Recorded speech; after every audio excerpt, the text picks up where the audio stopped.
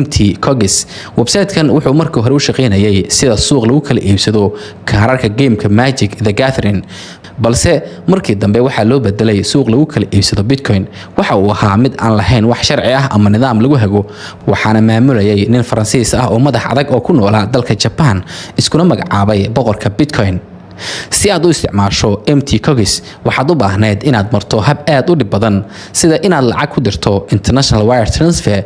waa inaad sugto toddobaad si akoonkaaga loo hubiyo, kadibna waxaad sugi lahayd mar kale si lacagtaada u deposit garayso ama uga saarto oo u samayso withdrawal.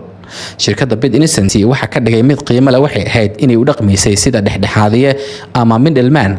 waxay xaddi badan ka soo iibsan jirtay Bitcoin MT Cogis, kadibna si fudud oo degdeg ah ay uga iibin jireen dadka doonaya inay Bitcoin helaan. qaab dhismeedka ganacsiga ee BitInnocent-na si fiican ayuu u shaqeynayay.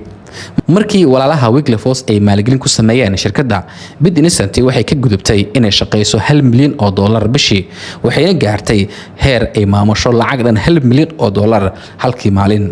Jale wuxuu xisaabinayay in waqtigaas ay shirkadiisu gacanta ku haysay qiyaastii 35% dhammaan iibka Bitcoin ee laga sameeyay caalamka oo dhan. laakiin lacagta iyo caanimada ayay u muuqatay inay madax mareen Jale.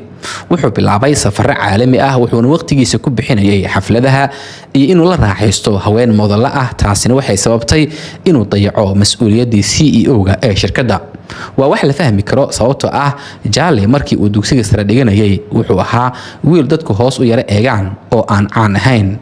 haddaba markuu si degdeg ah ugu caanbaxay community-ga crypto, dabcan wuxuu doonayay inuu ka faa'iideysto fursadaas oo uu ku raaxaysto nolosha cusub oo ay caanimada u keentay.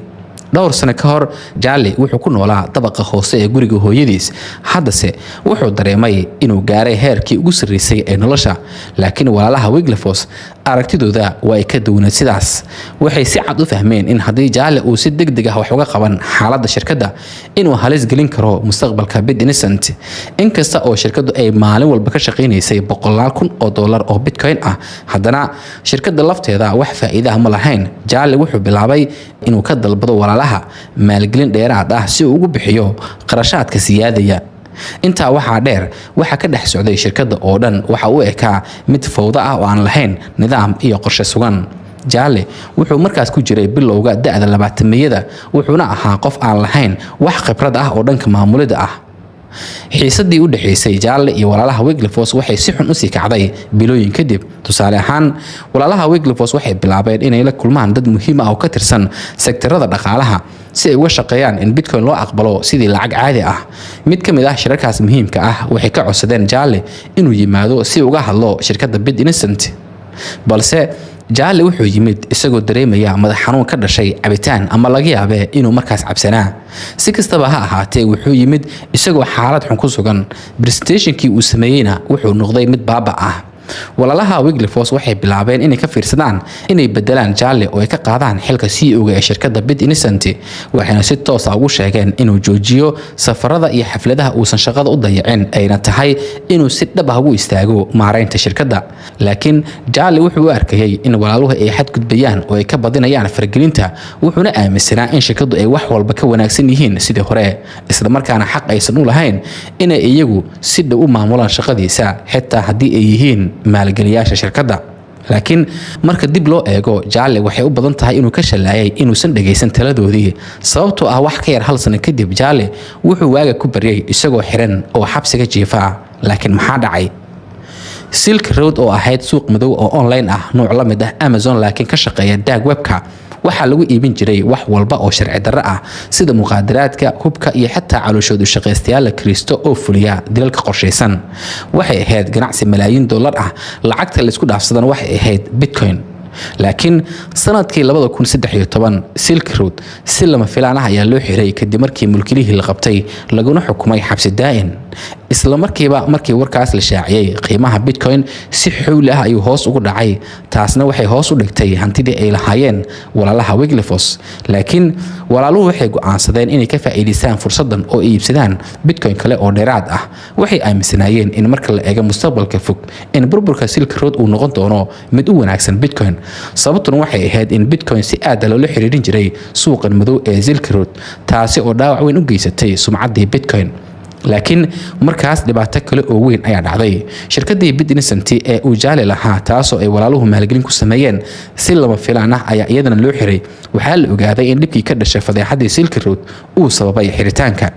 Bit-Innocent waxay lumisay ruqsadii sharciyeed ee u ogolaanaysay inay noqoto shirkad si sharci ah u gudbisa lacagaha. sidaas darteed Jale ma uusan haysan wax ikhtiyaar ah oo aan ahayn inuu si lama filaan ah oo degdeg ah u xiro shirkadda gabi ahaanba. wuxuu qoraal ku daabacay website-ka Bit-Innocent isagoo sheegay in arrintu ay tahay dhibaato ku meel gaar ah, laakiin walaalaha Wiglaf si fiican ay u fahamsanayeen in shirkaddu gabi ahaanba u dhamaatay. dhowr toddobaad kadib bishii Janaayo 2014 xaaladdu way ka sii dartay. Jale wuxuu joogay garoon diyaaradeed isagoo u fadhiya si caadi ah ayuu si lama filaan u maqlay cod ku dhawaaqaya Jale Shrem waad xiran tahay. waxaa si degdeg ah loogu xiray isla garoonkii waxaana lagu sii jiiday qol xabsi oo boolisku leeyahay. markii dambe waxaa la sheegay in xarigan uu yahay howlgal wadajir ah oo aanay kaliya booliisku ku lug lahayn, balse waxaa la arkay dad wata calaamadaha hay-adaha sida FBI, IRS waaxda canshuuraha Mareykanka iyo xitaa DEA waaxda la dagaalanka mukhaadaraadka. Jale wuxuu ahaa qof aan garanayn waxa dhacaya, way iska cadeed in arrintu ay tahay mid aad u halis ah, aad ayuuna uga argagaxay. mid ka mid ah saraakiisha ayaa bilaabay inuu Jale su'aalo ka weydiiyo qof magac ahaan u isticmaala BTC King. markaas ayuu Jale si lama filaan u gartay in arrintu ku saabsan tahay Silk Road.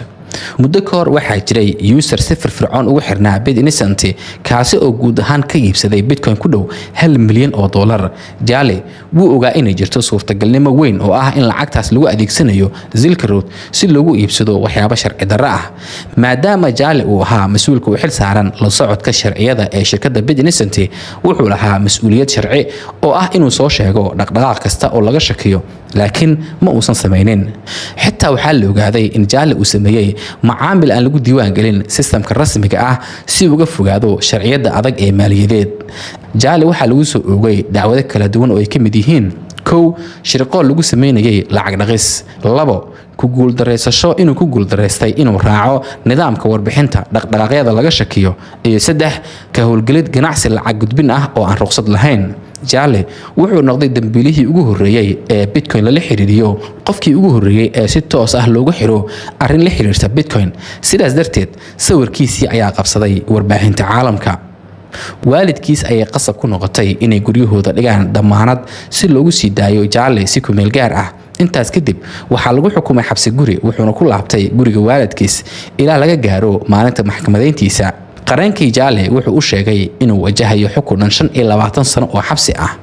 ogow, 1 sano ka hor Jale wuxuu haystay hanti, magac iyo guul uu weligiis ku riyoon jiray, wuxuuna maamulayay shirkad si xoog leh u kobcisay. hadda shirkaddii way xirintay, isagana wuxuu u socdaa xabsi, noloshiisina waa ay burburtay.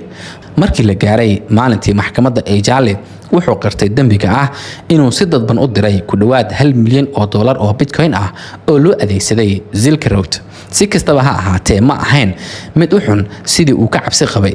maxkamaddu waxay ku xukuntay 2 sano oo xabsi ah, taas oo aad uga yareed waxa la filayay, inkastoo haddana ahayd arrin cabsi leh maadaama uu markaas jiray kaliya 24 sano. nasiib darrase taasi ma ahayn dhamaadka dhibaatooyinkiisa. markii Jale uu xabsiga ka soo baxay 2016 wax badan kama soo wareegin. waxaa dacwad ku soo oogay walaalaha Wiglaf. waxay ku eedeeyeen inay weli ku leeyihiin 5,000 oo Bitcoin ah oo ka dhashay heshiis ganacsi oo hore. xilligaas Bitcoin taas waxay u dhigantay qiyaastii $32 milyan. 2 toddobaad kadib xarigii Jale, exchange-gii ugu weynaa ee Bitcoin Mt. Gox si buuxda ayuu u burburay kadib markii 800,000 oo Bitcoin ah laga xaday akoonnada macaamiisha oo ay hackers u dhaceen. markii ay burbureen labadii shirkadood ee waaweynaa ee dadka u suurtagelin jiray iibsashada Bitcoin ee waqtigaas, Bit-Innocent iyo Mt. Gox, walaalaha Wiglaf waxay si fiican u garteen in Bitcoin loo baahnaa jiil cusub oo traders ah iyo shirkado cusub si ay u fududeeyaan iibka kiribtada si dadku u kalsoonaadaan. sidaas darteed waxay aasaaseen exchange u gaar ah oo lagu magacaabo Gemini, kaas oo lagu tilmaamay inuu yahay exchange-ga ugu nidaamsan ee kiribta dunida oo dhan. ujeedkoodu wuxuu ahaa inay nidaam iyo kala dambeyn ku soo dabaalaan bulshada Bitcoin kadib fowdadii dhacday. shirkado kale sida Coinbase, FTX iyo Binance ayaa sidoo kale qaaday waddo la mid ah. inkastoo FTX fadeexad weyn lagu hala gashay, laakiin walaalaha Wiglaf waxaa si gaar ah uga go'need in Bitcoin ay ka dhigaan mid caadi loo isticmaali karo, waxayna bilaabeen inay bedelaan aragtida dadku ay ka qabeen. dadaalkoodii dhab ahaantii waa uu miro dhalay waxayna sheegeen in weligood aysan iska iibin wax bitcoin ah.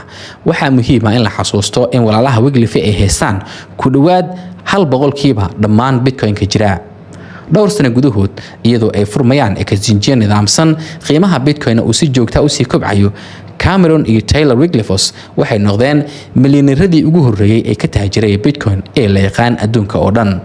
dabcan Satoshi Nakamoto abuuraha qarsoon ee bitcoin haddii uu weli nool yahay waxaa la rumaysan yahay inuu haysto 1 milyan oo bitcoin ah, taas oo haddii la xaqiijiyo ka dhigaysa mid ka mid ah dadka ugu taajirsan dunida ee ka tanaaday crypto. laakiin walaalaha Wiglify halkaa kuma ay joogsan. tan iyo markaas waxay balaariyeen howlahooda iyagoo galay mashaariic kale oo la xiriira blockchain sida Nifty Gateway. waxay sidoo kale u muuqdaan kuwa si aad diirada u saaray Web3 iyo decentralization-ka, fikradda ah in useradu yihiin kuwa maamula adeegyada internetka iyo applicationada halkii ay ahaan lahaayeen shirkadaha waaweyn sida Google iyo Facebook. sidaas darteed dadka qaar waxay isweydiinayaan ma weli ay doonayaan inay ka argutaan Mark Zuckerberg. qaybtii hore